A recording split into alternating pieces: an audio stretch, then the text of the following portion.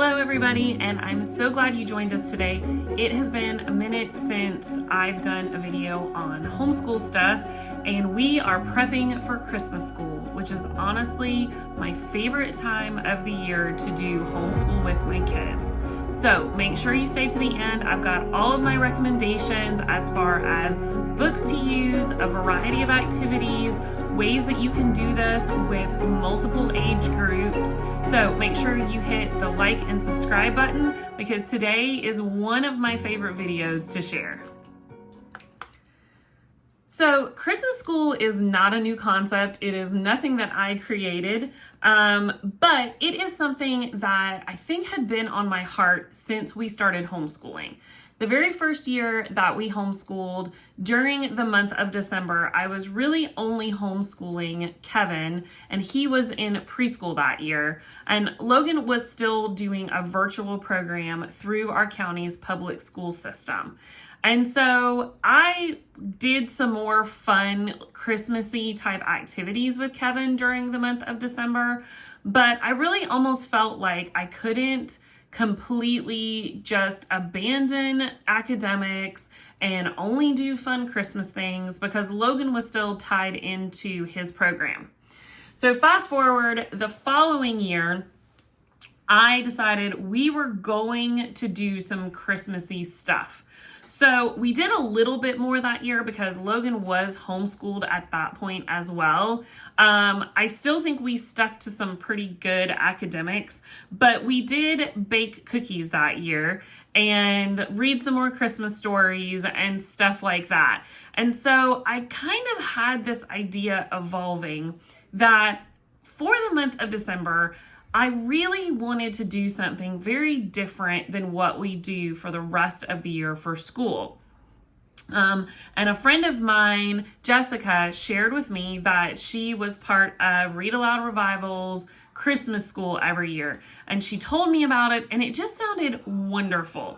It still included academics, but it was all done with a Christmas theme. And so it checked all those school boxes, but it was really more about enjoying time with your kids, doing crafts, and not throwing that in on top of the academics that you are trying to do, but actually having it become part of your academics for that month. So I took the plunge last year. I signed up for the RAR Premium Christmas School. You do not have to be a member in order to do Christmas school. You actually can buy just those lessons separately, but I became an RAR member and it's not anything that I have ever regretted. In fact, I think it's probably been one of the best homeschool decisions I've made.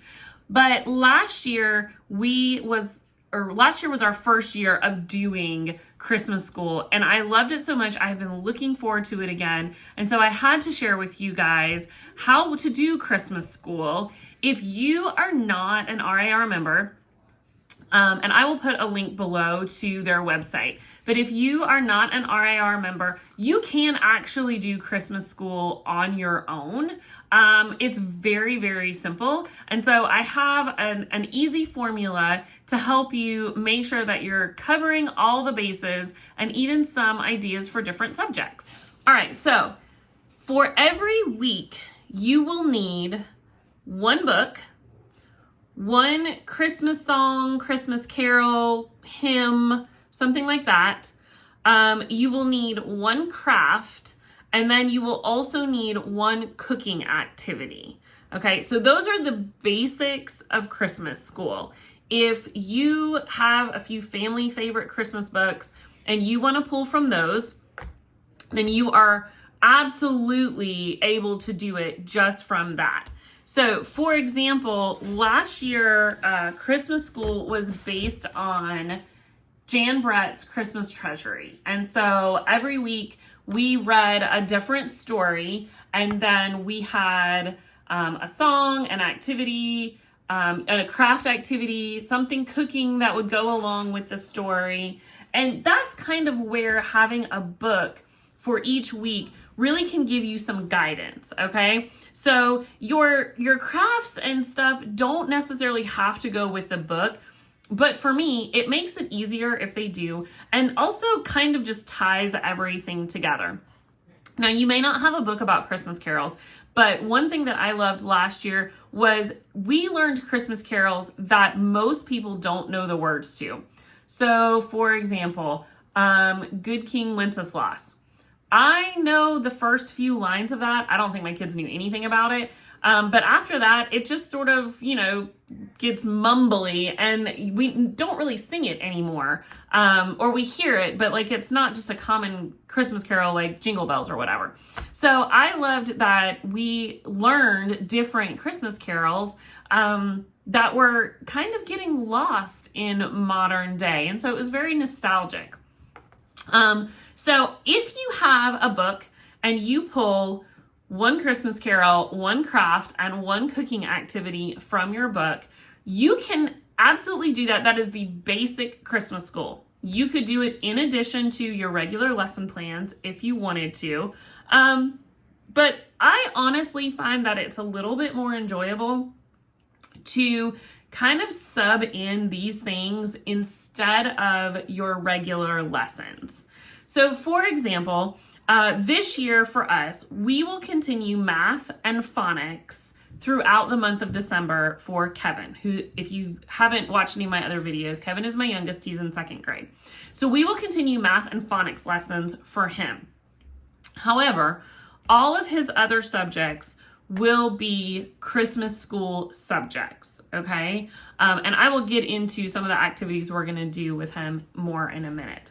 For Logan, because he is in high school and he does have just some different time requirements, and he is starting some courses at our local tech school in January, I give him a little bit more say-so in how much Christmas school he kind of wants to do. So when we talked about it last night, I asked him, did he want to just continue his regular lessons, or did he want to, really immerse himself in Christmas school with us? And ultimately what he decided is that he would like to take a break from some of his subjects for the month of December. I think Spanish might be one. I think health might be one that he just takes a break from. And in those areas, we will do Christmas school stuff. His Bible study will probably take a break from, because we will be doing the Christmas story all throughout the month. But his main subjects like history, math, English writing, and science, he wants to stay on track with those so that he finishes earlier in the year rather than carrying those throughout the summer like he has to sometimes. And so because he is older and because he does have these courses that are a little bit more on a time constraint with having to worry about transcripts and stuff for him, I'm letting him do that. However, all of the other stuff, we are going to do as a family. So when we read books, when we work on our Bible story, when we do our hymns and stuff like that, we will do those as a family. I probably won't make him do all the crafts unless he wants to.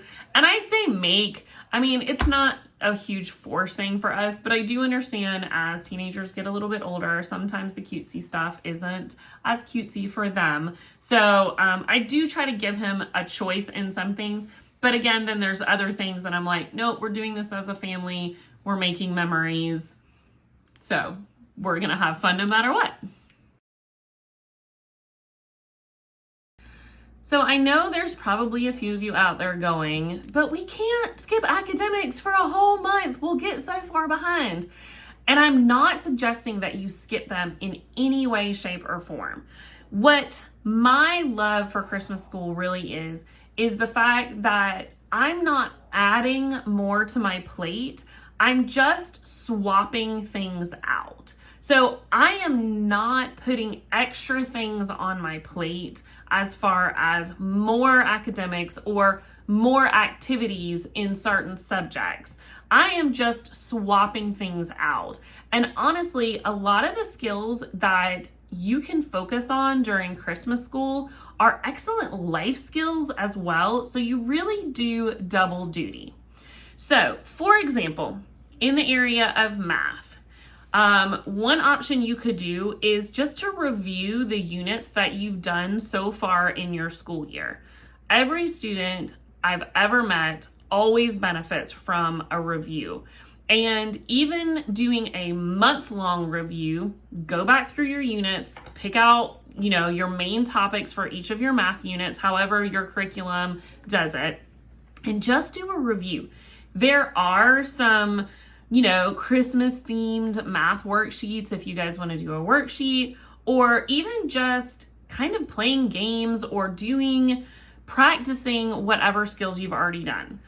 Another option is this is a great time to either introduce or review fractions, because with your cooking activities, your kids are going to be exposed to things like half, fourth, whole, 3/4. For your older kids, this is a great time to work on multiplying recipes and therefore multiplying fractions, or even reducing some recipes depending on the size of your family and what you're doing. My grandmother always made Christmas cookies every year, and it's one of my best memories as a kid that I have of her.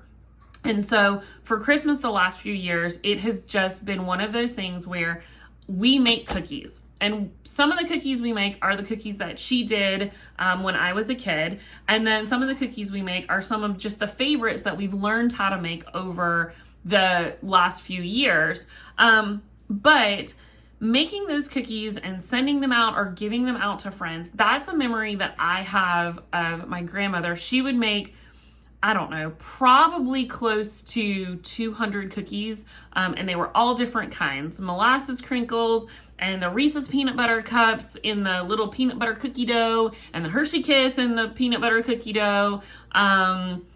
She made these like white powder sugary ones. She made oatmeal chocolate chip cookies because those are the best, and oatmeal raisin cookies are terrible. Sorry, you'll never change my opinion on that. But she would make so many cookies over the month of December. And so when my sister and I would go up to stay with her over our Christmas break, we would eat cookies. And she would make so many cookies, in fact, that she would freeze them, and we would eat cookies all year long every time we flew out to visit her. And those are just memories that have stuck with me.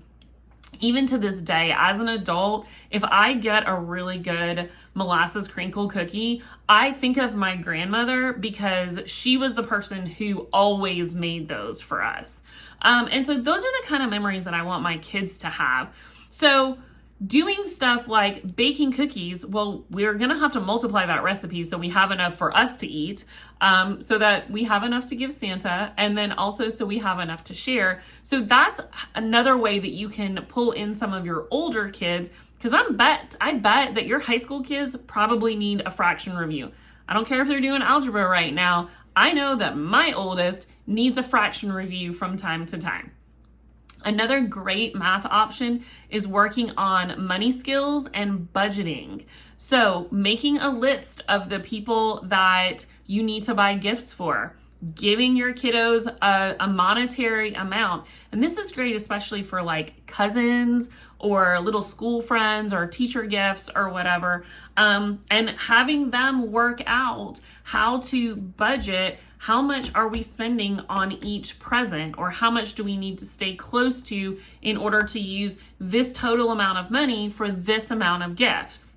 Another option for that would be if you guys donate to a food pantry for like a service project or whatever, having your kids learn, especially your older kids, I would say especially like 5th grade and up, get online, look at the circulars, look at the coupons, and shopping for the best price in order to maximize your donations. Again, give them a $50 limit. Okay, we need to get the most amount of food to donate to the food pantry for $50. So here are, the circulars for Publix and Kroger and Ingles, what do we need to get from each place, or how can we maximize our budget? Okay, so we're doing math, but we're also doing life skills. And if you have littler ones and you want to include them in this, that is simple addition and subtraction. Have your older ones find the stuff, Have your little ones do the addition and subtraction. That's place value, that's decimals, that's money skills. And then when you get to the store, that's personal social skills, talking to the cashier, handing them the money, getting the change. Those are all life skills that your kids are going to get, and it's not going to be forced, and it's going to be for something fun, like everybody likes to buy presents, or again, for a good charity thing, donating the food.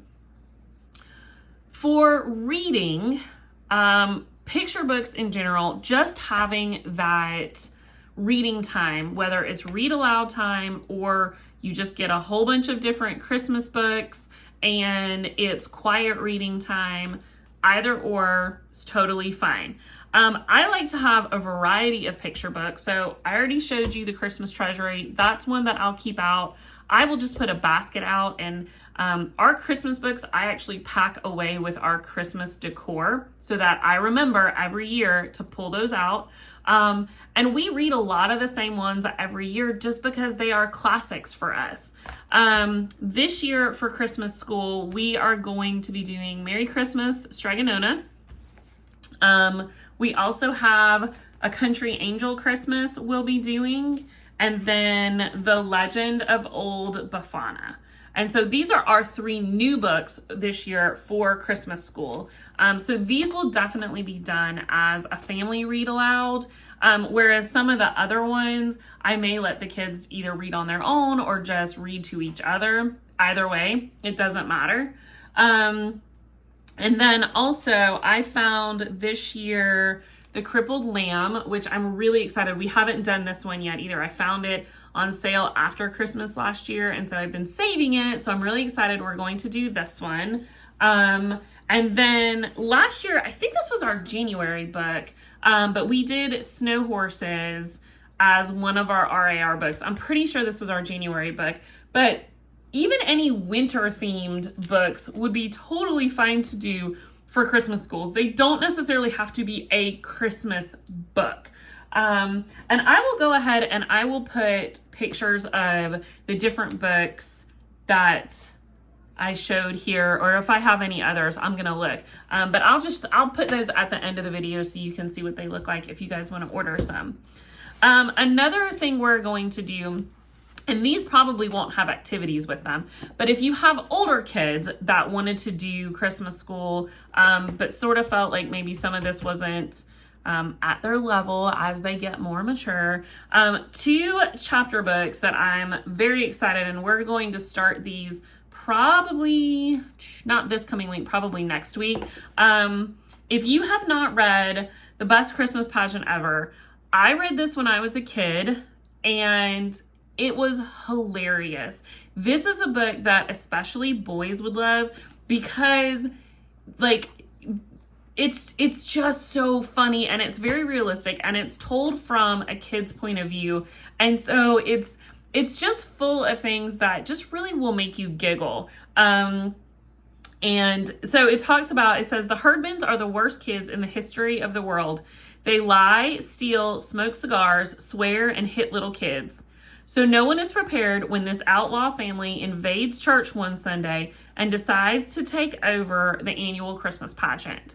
And that right there, I will tell you, if you're not already interested, I can't help you. But this is definitely a book that I would recommend as a family read aloud, or for your older kids. And then this one, A Boy Called Christmas. We haven't read this. This was recommended to me by a friend. And so we will be doing this during our morning time instead of Shakespeare, and some of our morning activities we're going to swap out. This will be a book that we will read as a family together during our morning time. Another way to work on reading during Christmas school is through the carols and the hymns that I talked about earlier. And so those typically have different language and different origins to learn about, but also because of the way that words often kind of have to be tweaked to fit with the beat of music, we see different contractions and different ways that words are put when they are in song form. So this is a great time to talk to your kids and about rhythm and rhyme, learn pronunciations. We can practice those phonics skills. I would recommend printing those out. We actually print them out and we put them in our memory binder. So each week with Christmas school lesson plans that come from RAR, there's a different hymn. Probably what I will do is I will just print out all of the hymns that are recommended for the month and put those in our memory binder, and then we'll just read through them every day. And in a week or so, the kids will have them memorized. But it's a good time to work on things that are more like poetry versus just a prose story. Geography and history can also be addressed through books, but doing Christmas around the world, or even just picking the country that your book was written in. Like Stregonona would be Italian, so learning how they do Christmas in Italy. Different traditions, things like that. The traditions like in that country or whatever. Also, just doing the Bible story of Christmas and the historical context of that time with Caesar Augustus and the Roman rule and the Roman Empire. If you wanted to bring all of that in as a full history lesson, you really could take it a lot deeper than just the story of Christ and his birth. For writing, my kids, they like writing. Well, Kevin likes writing. Logan does not like writing. But when it comes to more fun activities, they're a little bit more open to it. So a great thing for writing at this point is Christmas cards. If you guys don't like just handwrite Christmas cards, give your kids the opportunity to do that, especially to friends or family members that have other little kids or younger kids. That's such a fun thing to do. And it's always nice to practice something that isn't necessarily a thank you card. I think a lot of times handwritten cards today are mostly birthday cards or thank you cards. And so doing a Christmas card is just a little bit different. It's a different style, even though it's still a friendly letter. If your family is a family that does photo Christmas cards, then let your kids address the envelopes. Because while we practice letter writing in school, and I know I have my kids do thank you notes for like birthdays and stuff like that, very rarely do we think to have them address the envelope. And it's typically because we're worried about their handwriting and stuff like that. And so even if you have little kids and you want them to work on that, you could write out the address in like a yellow Sharpie or a lighter colored marker and let them trace it. That's totally fine. But addressing envelopes is a skill that I know even my high schoolers struggled with for a little while. And I was kind of shocked, like 7th, 8th grade, you don't know how to address the envelope? But then I think about it and I'm like, well, everything is text or email, or he would write the thank you note and then I would address it and throw it in the mailbox or whatever. So that's an excellent life skill and it's handwriting practice. You could have them work, of course, on their list for Santa or their list for relatives or, just their Christmas list in general. Another great option, and this kind of goes back to the math with budgeting and purchasing things, is writing out a shopping list, whether it's for gifts or for groceries. A lot of kids really don't understand the concept of list making because I know when we were in school, like everything was about the types of writing, informational writing, opinion writing, fictional type story writing, letter writing, but we never really talked too much about list writing or anything like that. So that would be another writing activity that you could do. As far as science goes, I don't do a whole bunch of science for this month. Honestly, we're baking things, and in my house, sometimes baking turns into an experiment in and of itself. But there are tons of science activities on Pinterest, on just Google. I mean, there's tons of stuff out there. And then finally, another thing that we do each month is we alternate between learning about an artist and a musician. And so when I was kind of lining up what we would do this year, I chose to make December a month that we would learn about a musician. And so this year we're going to do Tchaikovsky because of the Nutcracker and his entire album, I guess, or the entire orchestral conglomeration of music. Another great musician to do would be Handel. Any of the musicians that have kind of a Christmas theme, I guess, to them, you could truly do any musician. But Tchaikovsky and Handel are the two that really come to mind. And then, of course, for art, crafts. I mean, like, make anything. There are a million Christmas crafts out there, and they're all just fun. I mean, just do it. Do the glitter, do the glue, make the mess. It's okay. If you don't do it any other time of the year, do it this time of the year, because those are the things that are gonna be fun. Make the reindeer handprints, do those kind of things, because by doing Christmas School, by building it into your lesson plans, you are making time to do the fun things with your kids.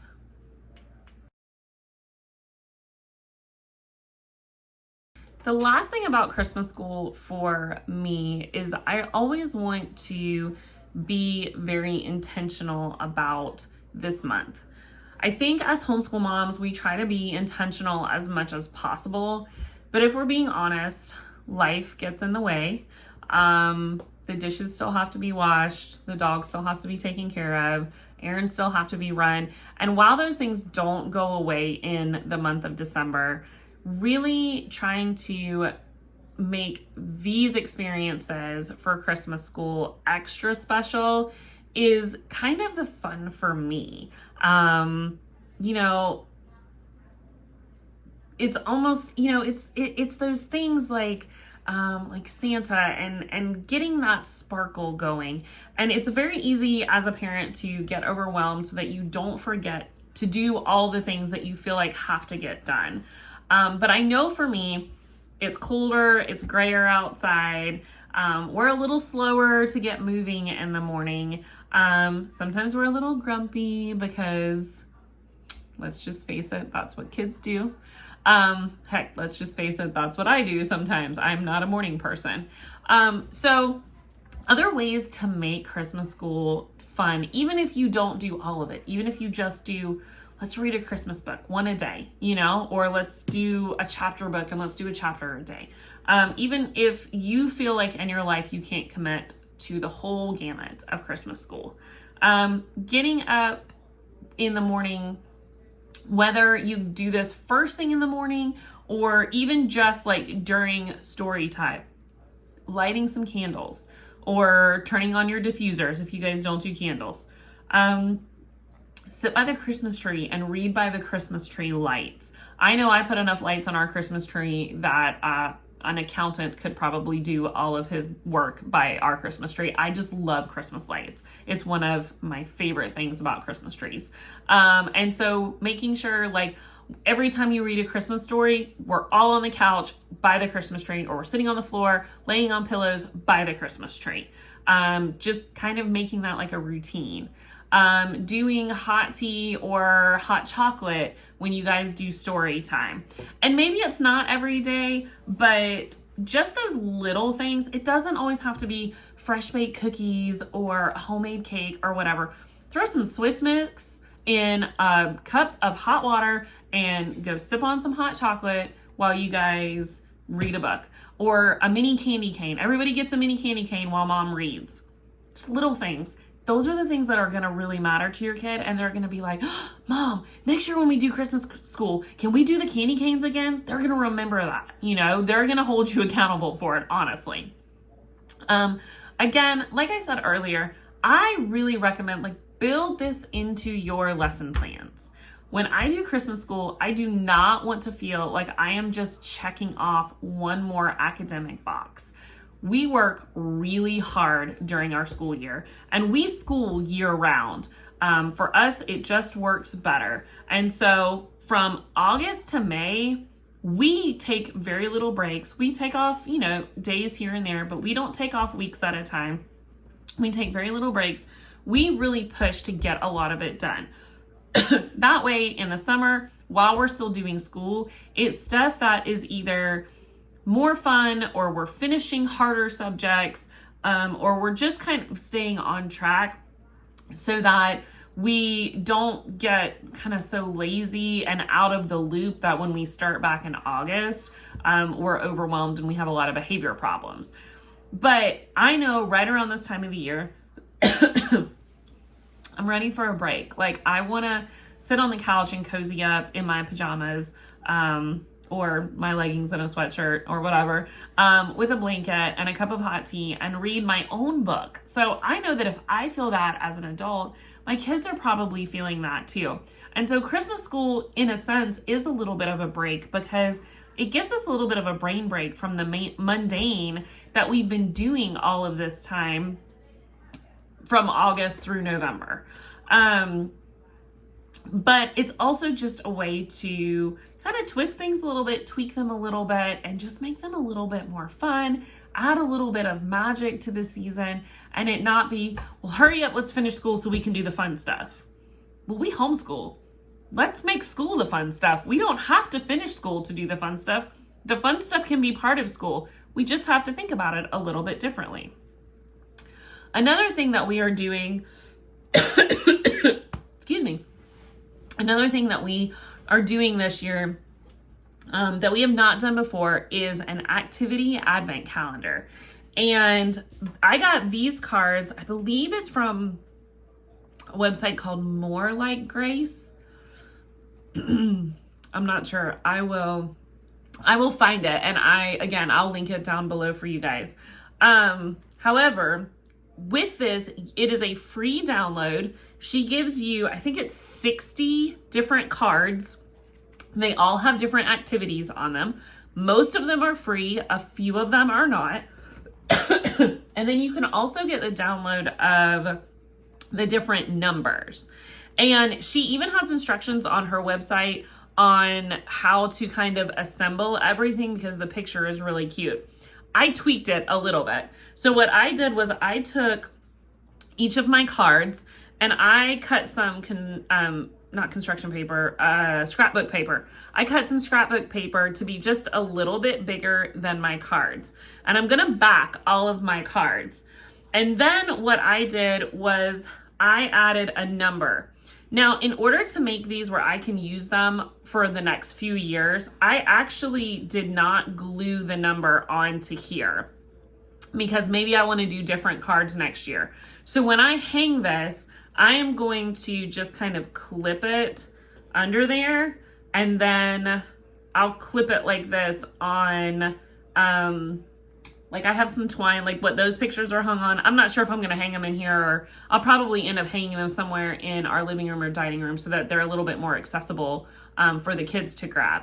But I'm just going to clip it on here like this. Her instructions have little envelopes so you could just put the card in, which is also lets you use it multiple years. I just couldn't go to Walmart today and be around people. So I did it this way and it worked out totally fine. But the thing that I love about this is as I'm going through these and kind of picking which ones go where, I actually can look at my calendar and go, oh, that's a karate day. That's not going to be a good day for us to go do this time intensive activity. Let me set that for a day where we don't have anything else. That's getting a little close to Christmas. I better do this activity earlier in the month. So the thing I love about this particular calendar is that I get to choose what activities go on what day.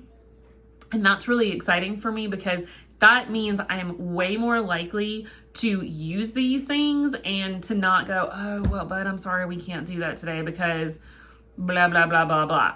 The magic of the Advent calendar is that you actually get to do the things that are on the calendar the day that you get to do them. So I'm very excited about that. Again, like I said, I'll put that in the description below. But those are just some ideas for ways to make it just a little bit more festive and a little bit more fun. And even if you don't do Christmas school at all, those are ideas that honestly you could add to just regular school if you felt like it. I hope you were able to get some great ideas. I really love Christmas school, if you can't tell. I love the idea of doing something a little different. I love the idea of adding more seasonal joy, and I love the idea of bringing in more of the story of Christ's birth and really just having the time to enjoy this season with my family, make those memories with my kids, and ultimately build some things that when my kids get older, they are going to think of fondly. And hopefully I'll be able to carry some of this on with my grandkids one day. But I think it's just a great way to enjoy the season, rest a little bit, and really spend time with the ones that we love. I'll talk to you soon.